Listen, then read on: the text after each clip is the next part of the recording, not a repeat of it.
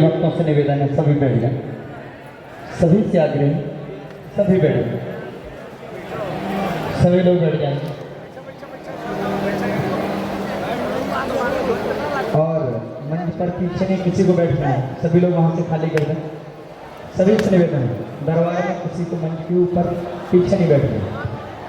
हाँ, सभी लोग खाली। नेपाल से आए हैं, ईंटा लाए हैं, ठीक है, आप उस तरफ आ जाओ, रख दो। बहुत धन्यवाद आपको, हॉस्पिटल के लिए ईंटा लाए, उनको ताली बजा के धन्यवाद हो गई। चलो आप लोग सब लोग यहाँ से आज का संवाद का सूत्र सुन लो, करने के बाद देखो तो कहाँ से कहाँ पहुँच गए।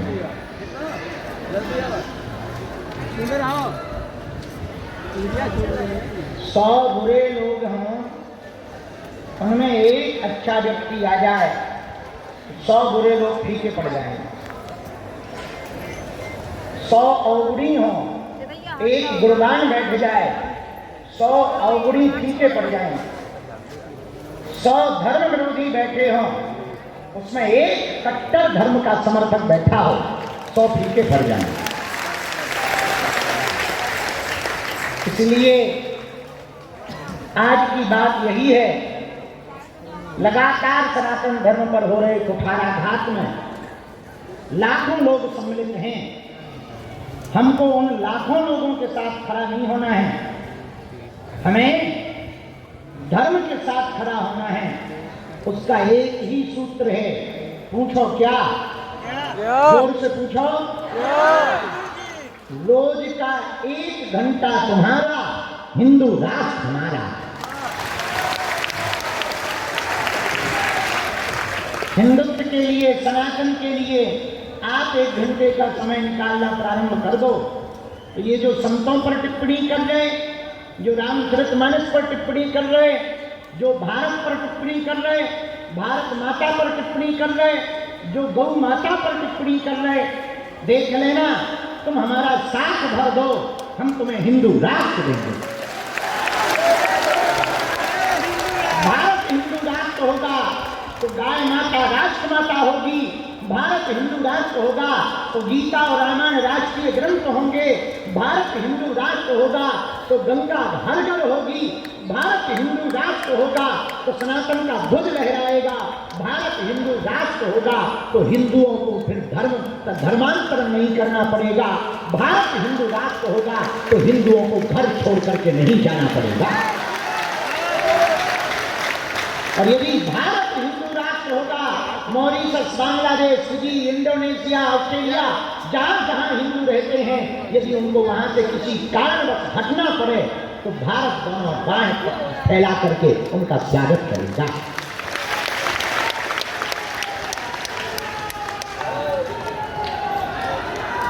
इसलिए एक ही आवश्यकता है, भारत हिंदू राष्ट्र हो। वो तभी बनेगा जब हम लोग प्रयत्न करेंगे, गली गली, गांव गांव। उसी के लिए हमको आज बहुत देर हो गई। पदयात्रा हम करने वाले हैं 7 नवंबर से 16 नवंबर तक, जिसमें दिल्ली से कात्यायनी माता मंदिर से 7 तारीख को पदयात्रा प्रारंभ हो रही है। 16 तारीख को हम बांके बिहारी के चरणों में ध्वज चढ़ाने जाएंगे और भारत हिंदू राष्ट्र की भीख मांगेंगे।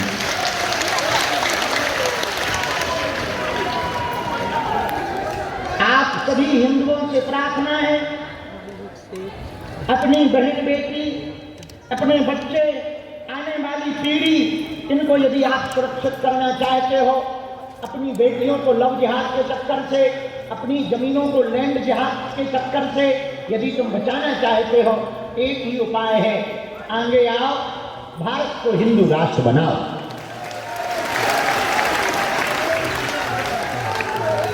वरना वो दिन दूर नहीं जो बांग्लादेश में हुआ वो भारत में होगा, वो दिन दूर नहीं जो पश्चिम बंगाल में हो रहा वो तुम्हारे घर में होगा, वो दिन दूर नहीं जब तुम्हारी बच्चे और बच्चियां पढ़ने नहीं जा पाएंगे, वो दिन दूर नहीं जब तुम माथे पर टीका नहीं लगा पाओगे, वो दिन दूर नहीं जब अभी उन्होंने तुम्हारे संतों पर उंगली उठाई है, कल ग्रंथों पर उंगली उठाएंगे, परसों तुम्हारे परिवार पर उंगली उठाएंगे, इसके बाद तुम पर उंगली उठाएंगे और तुम जी नहीं पाओगे।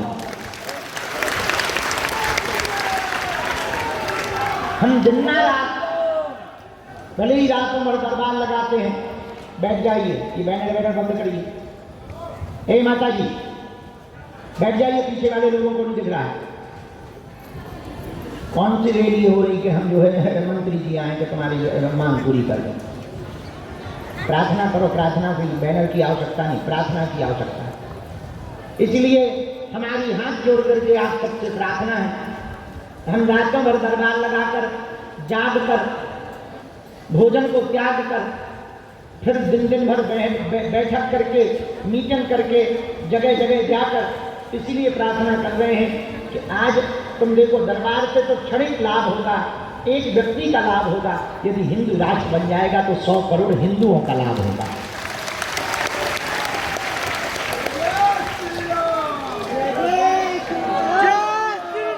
7 नवंबर से 16 नवंबर तक होने वाली पदयात्रा के लिए आप लोग संकल्प ले लीजिए। हमें भरोसा है हनुमान जी दया करेंगे, भारत हिंदू राष्ट्र होगा।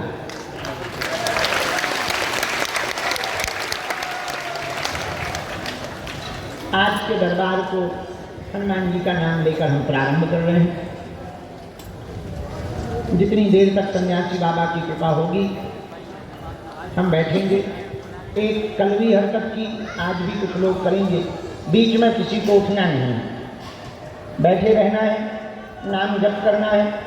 सन्यासी बाबा से हम प्रार्थना करेंगे, हनुमान जी से प्रार्थना करेंगे, जिन जिन की आज्ञा हमको लगती जाएगी हम बुलाते जाएंगे, आपके विषय का समाधान देते जाएंगे। हमें भरोसा है हनुमान जी आप सब पर कृपा करेंगे। पर्चा बने या ना बने पर अर्जी सबकी स्वीकार हो। और कबहू तो दीन दयाल के भनक पड़ेगी कान, कभी तो उनके कानों में पुकार जाएगी। भगवान के घर देर है अंधेर नहीं है। अच्छा, भगवान थोड़ा देर से सुन रहे तो इसका मतलब ये नहीं कि भगवान तुमसे नाराज है, और ये भी नहीं कि केवल तुम ही भर परेशान है। जितने बैठे सब परेशानी है, कोई किसी कारण कोई किसी कारण। यदि देर से भगवान सुन रहे हैं, मानो वो तुमसे कह रहे हैं और भजन कर पगला, और नाम जप कर, तो इसको इसमें नहीं लेना है कि हमारी सुन नहीं रहे ना, मानो भगवान कह रहे और भजन कर लो बेटा।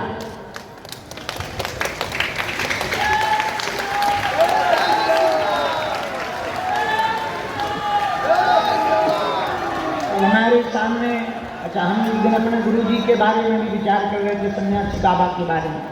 उनके सामने भी बड़ा द्वंद्व रहता। कई लोग 3-3 साल से आ रहे, 4-4 साल से आ रहे, मिल नहीं पाए, और कुछ लोग 3 दिन पहले आए। अब उनके सामने बड़ी दुविधा रहती है कि यदि 3 साल वाले को नहीं बुलाएंगे तो वो क्या विचार करेगा, इतने दिन से आ रहे हमारी सुन ही नहीं रहती है। तो भगवान सबके ऊपर वो दया करते हैं, बालाजी सब पर कृपा करते हैं, सबकी पुकार सुनते हैं। थोड़ा धैर्य, हमको आपसे कुछ नहीं चाहिए, बस एक ही बात चाहिए, थोड़ा धैर्य। क्योंकि हम भी आदमी हैं, मशीन तो है नहीं कि चलो गुरु जी यहाँ चार्ज कर दो फिर बैठा है, बैटरी बैकअप तो है नहीं। अब तो और आगे के लोग बुढ़ापे की आंखें हो गई, आंखें थोड़ी देर में दबन लगती कि सो जाओ, पेट कहने लगता रसगुल्ला ले आओ। फिर भी बैठे बैठे प्रयत्न है कि जितने ज़्यादा से ज़्यादा लोगों का भला हो जाए उतना अच्छा है। इसलिए ना तो कोई बीच में चिल्लाएगा, ना कोई बीच में खड़ा होगा, वरना हमारी सेवादारों को आज्ञा है उनको तुरंत सबसे पीछे ले जाना, ताकि दूसरे का समय खवे न। और मन में राम नाम का जप करना, साथे चढ़ जा ठटली के बारे में चल होता नहीं चल। तो आज के दिव्य दरबार में जितने भी लोग उपस्थित हैं, भगवान बागेश्वर बालाजी की चरणों को दंडवत करते हुए हम आज के दरबार को प्रारंभ कर रहे हैं। दोनों हाथों को जोड़ लो सब लोग।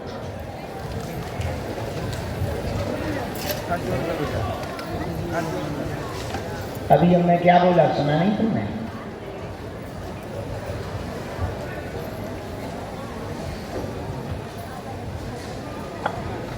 ये व्हील चेयर वालों को बेटा आगे लेता वहां मत बैठा। जो व्हील चेयर वाले दादाजी है ना उनको यहाँ आगे कर दो। दोनों हाथ ऐसे जोड़ लें।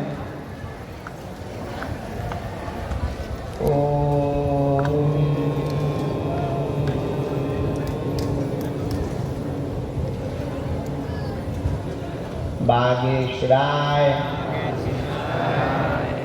नमः नमः।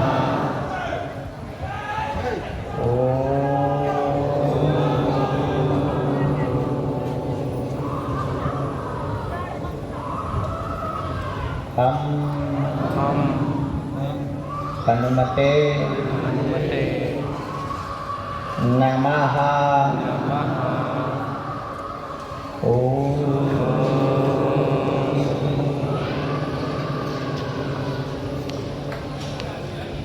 सन्यासी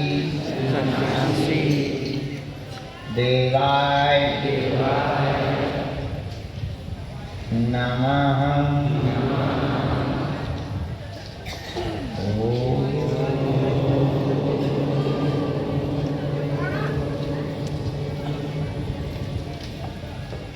बम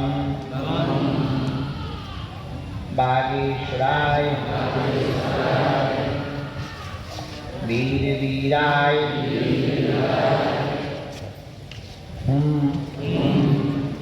हट स्वाहा।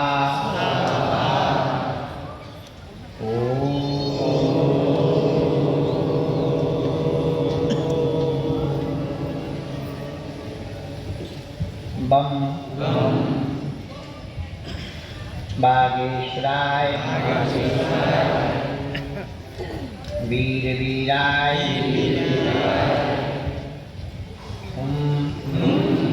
हट स्वाहा। अपने अपने कुल देवी देवताओं को प्रणाम करो।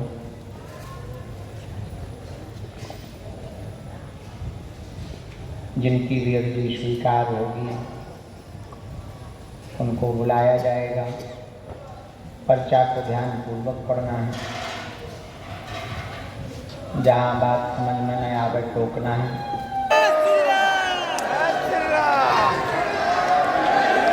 आज जगतगुरु भगवान शंकराचार्य जी ने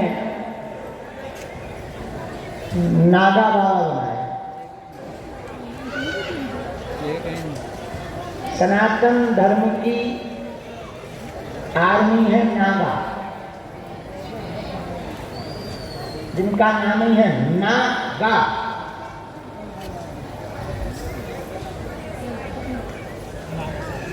लगभग भारत देश में 13 लाख से ज्यादा इस परंपरा के, आज जगतगुरु शंकराचार्य भगवान की परंपरा के अनुसरण करने वाले समर्पित सनातन सिपाही आर्मी के रूप में है नागा बाबा।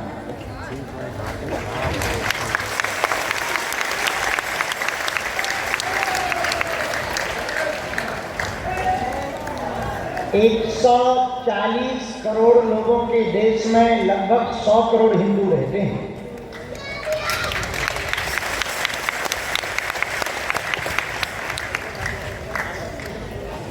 बैरागी, त्यागी, वैष्णव, उदासीन, गिरी, पुरी, सन्यासी, इन सबको मिलाकर देखा जाए 1 करोड़ का आंकड़ा पकड़ेगा।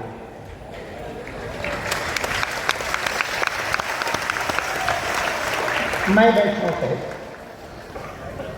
परंतु सनातनी परंपरा की अनुसरण करने वाले 100 करोड़ लोगों के देश में, 100 करोड़ सनातनियों में बाकी और भी है तो 140 करोड़ से ज़्यादा, पर बाकी और मजहब का अनुसरण करने वाले लोग हैं। 100 करोड़ हिंदुओं के देश में भारत हिंदू राष्ट्र घोषित नहीं हो पा रहा, यह इस देश का दुर्भाग्य है।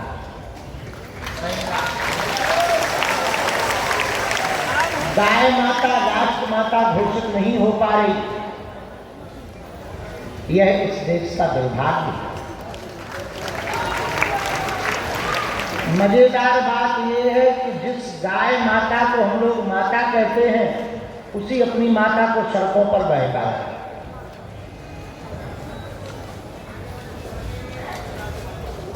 जिस देश में 100 करोड़ सनातनी रहते हैं, उस देश में रामायण जलाई जाती है, संतों पर प्रश्न उठाए जाते हैं और संतों के वचनों पर बवाल किए जाते हैं। अब आप आश्चर्य बात सुनो कि आजकल यदि सत्य बोल दिया जाए तो दिक्कत।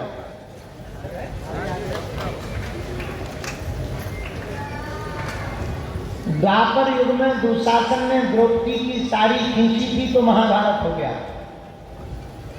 आज के जमाने में किसी को कपड़ा पहनने को कह दो तो महाभारत हो गया।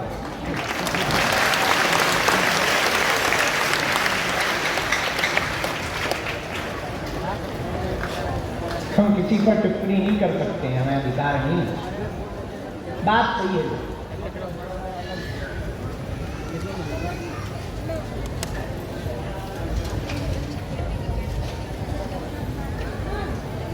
लोगों को हमसे दिक्कत थी तो हमें लगता था कि हम थोड़ा उपद्रवी आदमी हैं, बिना खुजली वालों को हम खास कर देते, इसलिए हमसे दिक्कत। हम सही सही कह देते हैं, बिना लाग लपेट के बोल देते हैं, मुंह पे बोल देते हैं, हमें लगा इसलिए दिक्कत। हमें लगा अभी तक लोग डर करके हिंदू हिंदू चिल्लाते थे, हम थोड़ा मंचों पर ललकार के कह देते हैं कि नफरत नहीं, हम प्रेम के आदि हैं, पर गर्व से कहते हैं हम हिंदुत्ववादी हैं। शायद इसलिए हमको दिक्कत। हमें लगा कुछ राजनेता जातियों के नाम पर राजनीति चमकाते हैं, सब नेता एक आध दो को छोड़, और हम जातिवाद के खिलाफ हैं, राष्ट्रवाद के पक्ष में हैं, इसलिए लोगों को बुरा लगता है। हमें लगा इस देश में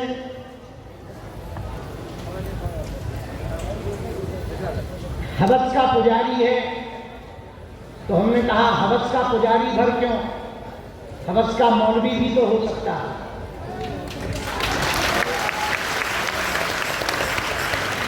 हवस का पास्टर भी तो हो सकता है।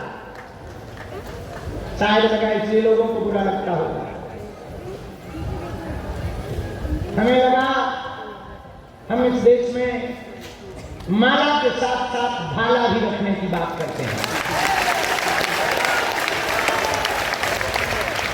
इसलिए लोगों को बुरा लगता होगा।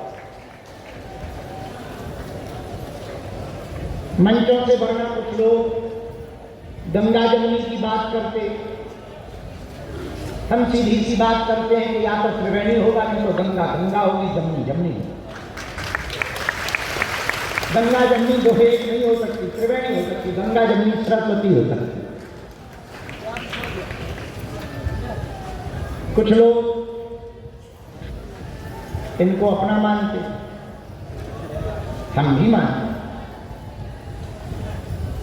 हमारे भी अपने, पर कायदे में रहे तो कायदे में रहे। शायद इसी लोग हमारा विरोध करते होंगे, लेकिन जब हमें गालियां मिलती थी, हमारा विरोध, हमारा षड्यंत्र करते थे, तो हमें लगता था कि हमें अवगुण बहुत है। इसलिए पर जब बाबा प्रेमानंद का विरोध किया तो हमें समझ में आ गया कि कुछ लोगों को खुजली ही है।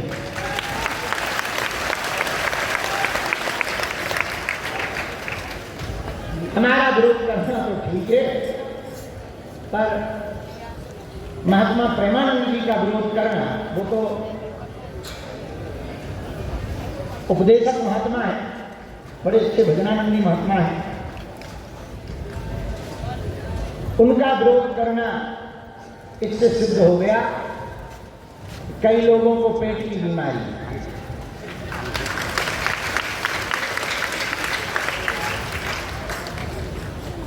उस दिन के बाद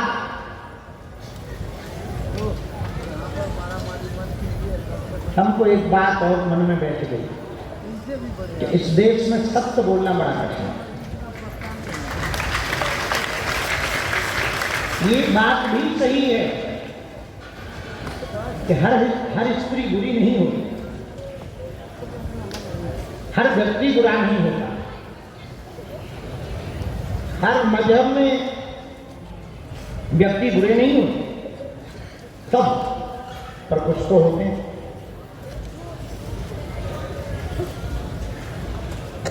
दूसरी बात, अपने अपने समाज को देखने का नजरिया। जो सनातन को मानते हैं उनको हम ठीक लगते हैं, जो सनातन को नहीं मानते उनको हम दुश्मन लगते हैं। जिनको हम मिल जाते हैं, वाह वाह महाराज जी बहुत सरल, जिनको ना मिला तो 600 गालियां देते। बड़ों को ही सुनते हैं, हमारी तो सुनते ही नहीं। 3 दिन से डले हैं, न रोटी खा रहे हैं, न कुछ कर रहे हैं, काम छोड़ के आए हैं, हमारा तो नंबर ही नहीं आ रहा है, गरीबों का कोई नहीं होता है। जय हो माता जी।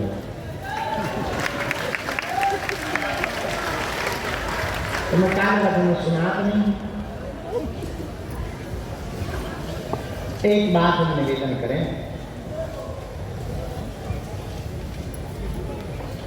भले ही लाखों बुरों लोगों की लाइन लगी हो, पर उसमें एक भी सत्यवादी व्यक्ति पहुंच जाएगा तो सबकी नजर उसी पर जाएगी।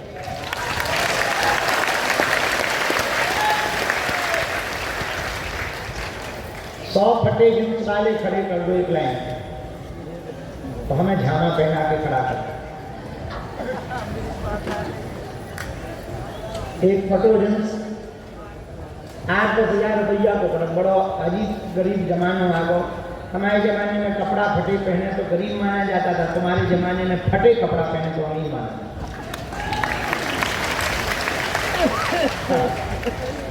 हम एक दिन मनी मन पछता रहे थे कि काश अब पैदा हुए हो,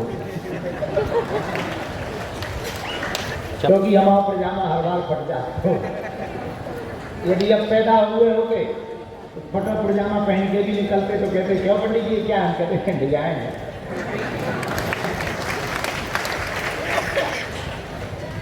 तो 100 जींस वाले खड़े हों, उन 100 जींस वालों में एक धोती वाला खड़ा हो जाए, उसकी अलग पहचान है। तुम 100 मेकअप लगा करके लोग खड़े कर देना, एक को मस्तक पर तिलक लगा करके खड़ा कर देना, उस पर सबकी नजर जाए। तुम 100 अवगुणियों को खड़ा कर देना, एक गुणवान को खड़ा कर देना, उस पर सबकी नजर जाएगी। इसी प्रकार हिंदुओं, तुम्हारे आसपास, तुम्हारे मोबाइल में, सोशल मीडिया में करोड़ों सनातन का, संतों का विरोध करने वाले खड़े हों, लेकिन एक कट्टर हिंदू समर्थक खड़ा हो जाएगा तो 100 की बोलती बंद कर देगा। 100 झूठ पर एक सत्य ही काफी है। अच्छा, पृथ्वी सत्यवादी लोगों पर ही टिकी कि नहीं? तो सब थोड़ी है सत्यवादी। 100 पे 1 मिलना मुश्किल है, लाख पे 1 होगा, और करोड़ों पे हो तो बात ही अलग। पर वो करोड़ झूठे और एक सत्यवादी, उसका पल्ला भारी है। सीधी सी बात ये समझो, रावण के 20 मुक्का, बजरंग बली का 1 मुक्का।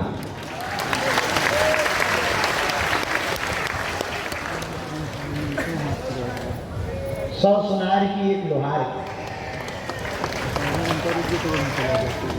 100 गधों के बीच में 1 घोड़ा।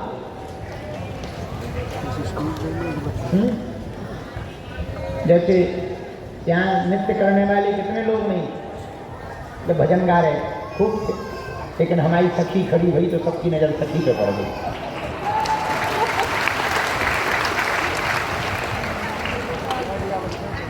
अब इनके सामने 100 माताओं को खड़ा कर दो, एक हमारी सखी को खड़ा कर दो, खड़ी हो जा सखी।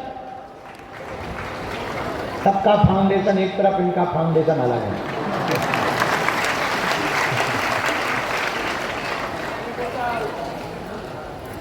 इसी को कहते हैं 100 सुनार की 1 लोहार।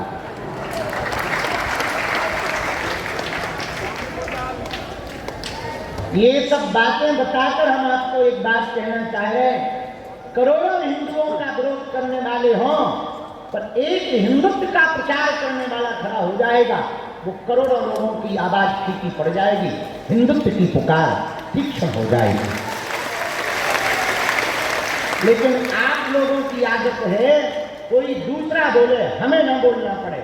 हम एक प्रार्थना करें, बागेश्वर बाबा अकेला भारत हिंदू राष्ट्र नहीं बना पाएगा, अब तो हर घर से एक बागेश्वर बाबा को निकालना पड़ेगा।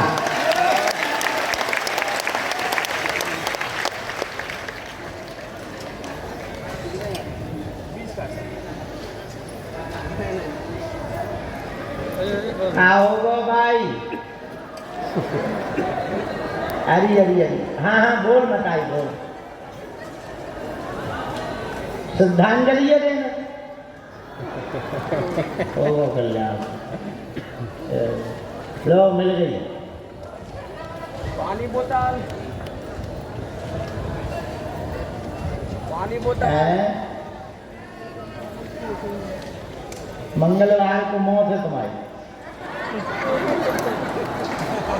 फाइनल है? नहीं फाइनल है, अब ठीक हो? अच्छा, कहाँ से आए हो? जाम में ई तरफ कहाँ?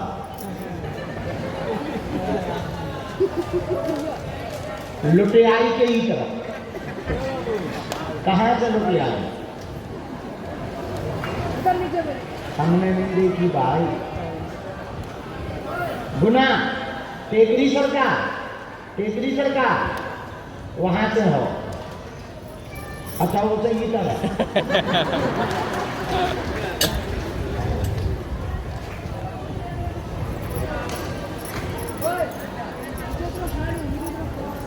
ऊपर आ जाना, ऊपर आ, इधर अंगूठी तो इतनी है।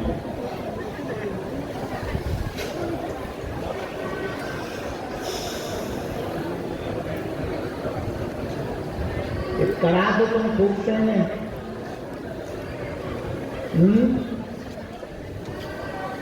चलो कोई बात, इधर बैठो, शांत रो ना, बैठो।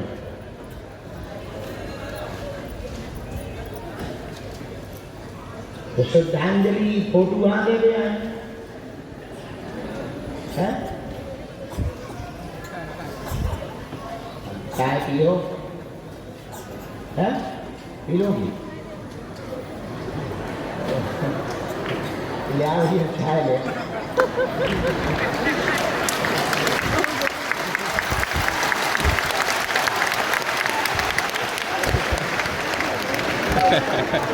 चाय